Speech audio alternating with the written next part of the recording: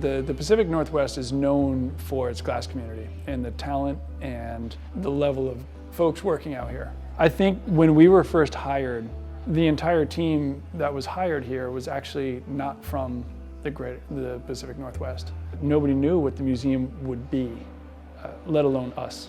Sort of the mastermind behind the whole thing at the time was Charlie Perriott. And Charlie worked for Dale Chihuly for a long time, and he helped design and build the shop as to what it is, and then hired us. We were told that the hot shop was a glimpse into the working artist studio.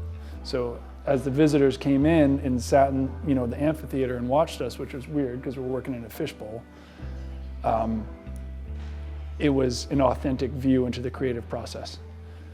So at this point, we have Blown Away.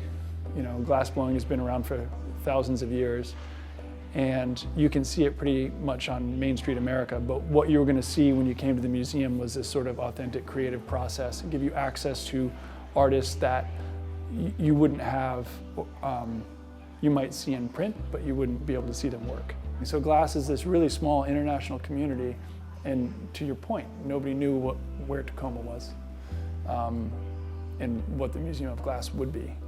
And here we are 20 years later.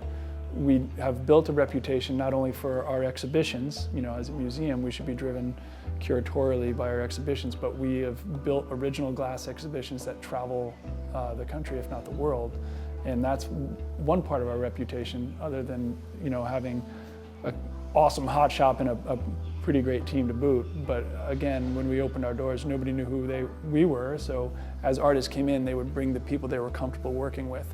And as we sort of became a little bit more known to folks, they were more comfortable working with us, to the point where they would just kind of show up on their own, be like, all right, let's do the thing. When I first started working here, I really treated that as an education, and it has throughout the 20 years, I feel like I'm still learning.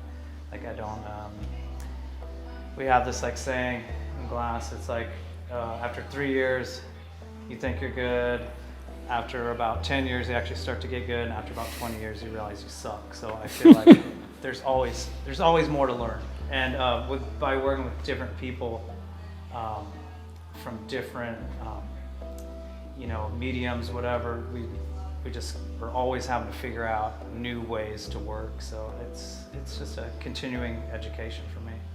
We've traveled all over the world and made glass. So I think the difference is, the thing that you'll see that's different is we wouldn't be here if Dale didn't do what he did and continues to do, put glass on the map.